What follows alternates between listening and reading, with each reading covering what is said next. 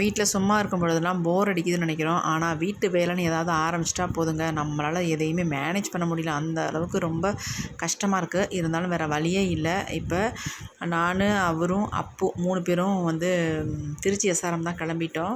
அவரும் IG meeting முடிச்சுட்டு அவசர அவசரமாக தேனியிலேருந்து வீட்டுக்கு வந்துட்டாங்க. வீட்டுக்கு வந்துட்டு லீவ் லெட்டர் எழுதி கொடுத்துட்டு 3 பேருமே கிளம்பிட்டோம். அப்பு தான் ட்ரைவ் பண்ணால் அவங்க அப்பாவுக்கு டயர்டாக இருக்குது அப்படின்றதுனால.